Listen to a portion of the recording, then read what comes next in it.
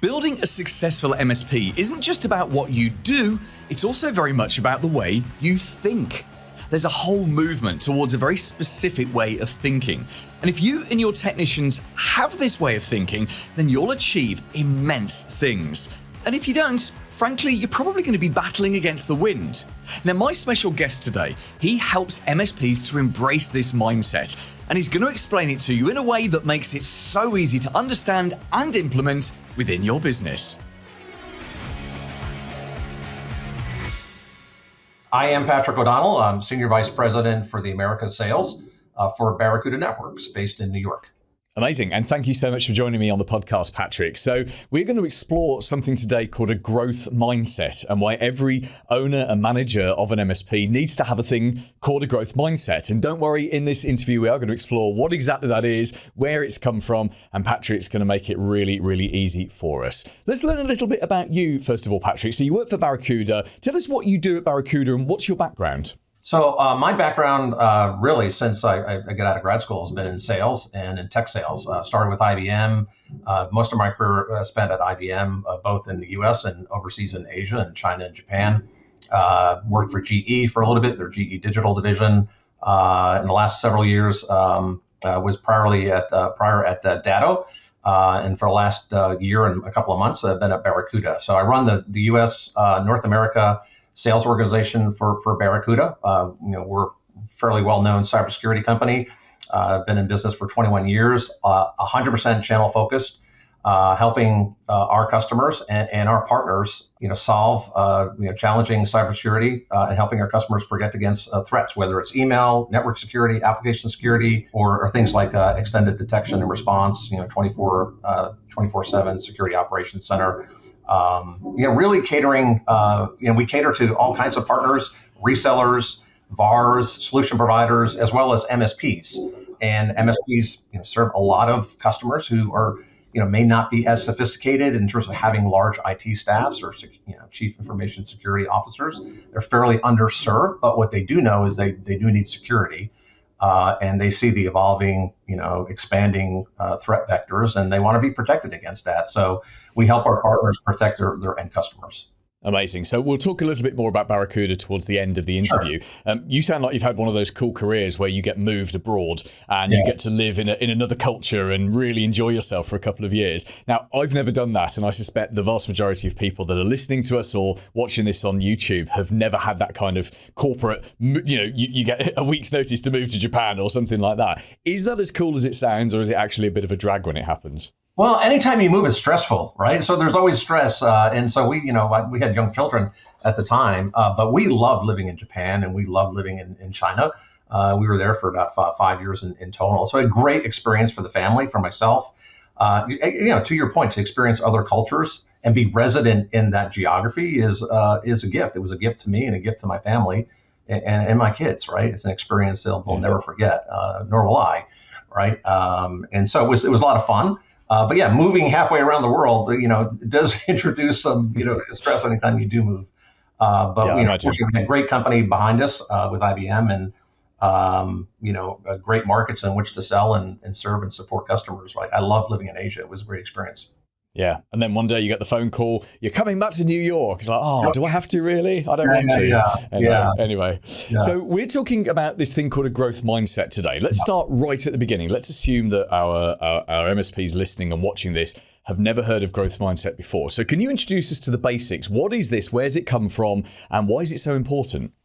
Well, look, I think a large part of what we're going to talk about with growth mindset is based on some work from a pretty renowned psychologist, professor at Stanford University, Carol Dweck. And for anyone who's interested and may not have read her book, she actually wrote a book about this, which is incredibly instructive. It's very interesting. It's called Mindset, the New Psychology of Success. So a lot of things I'm going to be talking about as it relates to, whether it's MSP or end customer or any type of partner or any individual or any company, it's based on her work. And so, her research is on this concept of mindset. There's a growth mindset and there's a fixed mindset. And so she talks about the difference between those two sets of beliefs and how they could impact the firm in a good way and in a not so good way. And how do you recognize that? And how is that translated into behaviors? and how can you get your team, whether you're a team of 2 or a team of 10 or a team of 300, how can you get your employees and your management team adopting a growth mindset versus a fixed mindset? And what does that look like? So that's the basis of the growth mindset research that she's done, is to help companies and people understand where they fit, how they can adopt some of the growth mindsets, and what are some of the downsides that business owners, particularly MSP owners, need to be sensitive to recognize when it exists and what do they do about it. Yeah, no, that makes perfect sense. So can you give us an example of a growth mindset and a fixed mindset? And I appreciate I might be putting you on the spot a little bit with that. But, if we were to take, let's say take 2 technicians. Let's take technician A and technician B. Technician A has a fixed mindset. What does that look like? Technician B has more of a growth mindset. Well, the fixed mindset, as Carol talks about it, is belief that in a fixed mindset, that your innate abilities and talent and intelligence is limited. And so when you have that belief system, that your abilities, your intelligence, and your talents are somewhat limited and can't be impacted, that impacts and is manifested through certain types of behavior. So people with a fixed mindset tend to avoid challenges, right? They don't receive feedback very well. They view actually constructive feedback as kind of a personal threat because it undermines this notion of their inherent abilities, which they think is limited, right? So they feel more challenged when they're given feedback and don't take it in the manner in which it might be intended by a manager or a team leader or even a colleague or peer. Right. And that's not a good place if you're an MSP business owner and you're trying to grow. You want people who adopt a more positive growth mindset, who feel that with energy and effort and guidance and constructive feedback, they can improve, they can get better, that their abilities and talents and skills are not fixed. They can be improved, and guidance can be a pathway to growth. And so that's kind of one of the main differences that Carol talks about in her book, is for someone who does have a fixed mindset, first of all, how do you recognize it? And then how do you coach to get them to embrace a more growth-oriented mindset? Yeah, I mean, that's a great question in itself, is how do you recognize someone with a fixed mindset? Because as you were talking about, different mindsets of different technicians, I'm sure some MSPs listening to that would think, well, a lot of my technicians don't take feedback well, but that doesn't necessarily mean that in itself is an indicator of a fixed mindset. The way I always understood it was that if you believe in the fixed mindset, that you believe you can't grow, you can't learn, you can't develop, that you're born with these skills and yeah, you can do some training, but you never really change and get better. Whereas, of course, growth mindset is the complete opposite of that. So what would you look out for in a technician to identify someone who is potentially is locked as to what they think they can do? There's a couple of things. One, we just spoke about, right, is someone who is hesitant or pushes back strongly on constructive feedback. So that is kind of a red flag. Someone who avoids challenges, right? Who doesn't seek to go above and beyond or is afraid of failure. Typically, people who have a fixed mindset fear failure and fear making mistakes because they feel it will reflect poorly on their sense of self and on their inherent abilities, which they believe are fixed, right? So it comes across, it's threatening to them. So they won't go above and beyond. They will avoid challenges. They will be defensive when feedback is given, even though the feedback comes from a good place. They have a negative reaction to that. So, and they also see effort as kind of in some cases futile, right? And if you're an MSP owner and you have let's say you have a small MSP but you're growing really well, you're hiring, you're bringing on staff, and you're serving clients and customers, those are not characteristics you want in your frontline employees, particularly if they're serving your most important asset, which is your clients, your customers that you're serving in a monthly recurring revenue model. You're trying to deliver impact for the monthly recurring services that you're billing for. You want people who adopt a growth mindset, right? Not a fixed mindset. So those are some of the things that I think owners should be astute for and not ignore. So when they see those signs, don't avoid it, lean into it, right? Probe, ask questions, get underneath, where that might be coming from, because if it's left unchecked or employees aren't challenged around some of those dimensions, that could be, cause for concern, and it needs to be addressed. Yeah. Now, here's an interesting question. It must be getting on I've spoken to at least 1,000 MSPs over the years. It may be even more. And the vast majority who have started their own business do have that growth mindset, because I think it's very, very difficult to be in either the kind of high impact corporate jobs that you have, or to run your own business if you don't have that. But I have met a small proportion of MSPs who've got that fixed mindset, and you can see it in their business. You can see it reflected in the people that they've hired, and typically those people struggle. How would you... Because when you're the owner of the business, you're not responsible to anybody, and I've always said that's one of the double-edged swords of being a business owner, is that you're unfireable, right? The only way you get fired is if the business collapses, because you've been so inadequate as a business owner. But there's no boss to fire you. There's no one to give you performance management. And we all see a lot of very, very bad, and not just within the MSP world, but around the world, we see a lot of bad business owners managing to do 20, 30, 40 years in business just because they're unfireable. So how would you, as an MSP owner, recognize if you were afflicted with a fixed mindset, and how would you even start to identify that, and how would you start to tackle it? Yeah.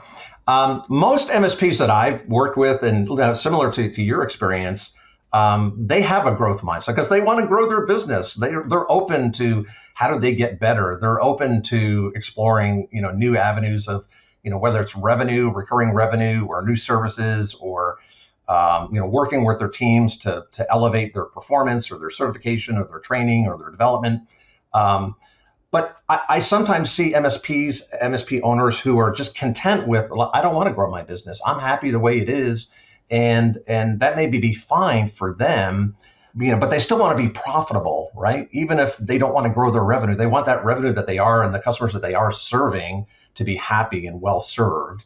And for that, you need employees who will kind of carry out that mission. Whether your growth intentions are lower or higher, you want your employee base, embracing a growth mindset every day, every week, every month. So, it does require a level of self-reflection. And if you don't recognize that in yourself or your company or your management team, that's a problem. But it starts with, one question, what are your plans for growth? I often, when I talk to new MSPs I haven't met before, talk to me about your business. Where are you growing? Where are you not growing?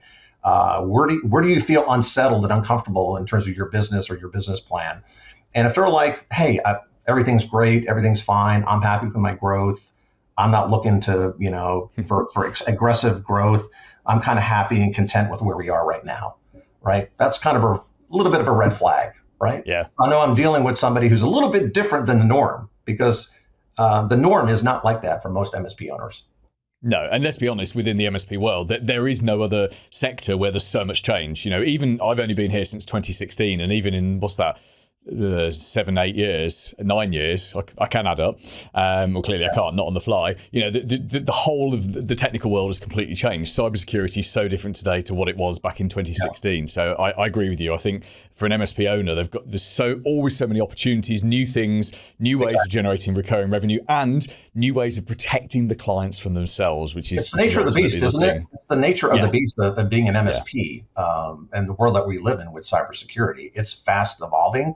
And you almost have to have a growth mindset just to keep up, with the fast pace that, and the threats and the growing threats.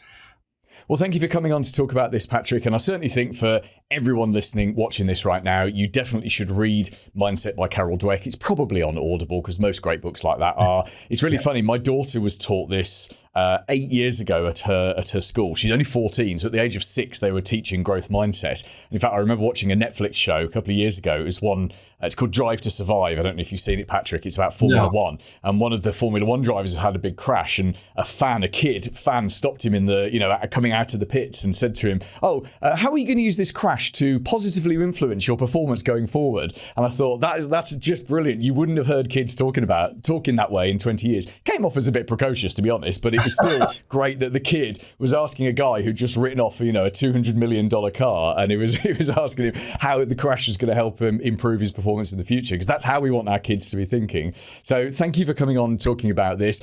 Just finish off, Patrick, by telling us a little bit about Barracuda. What exactly do you do? What are the benefits? And how can we get in touch with someone? Yeah, sure. Before I do that, I would echo the same thing you just referenced with your listeners on Carol's book. It's just a great book. And the last piece of advice I'd give any NSP owner is lean into it, right? Challenge directly, but professionally.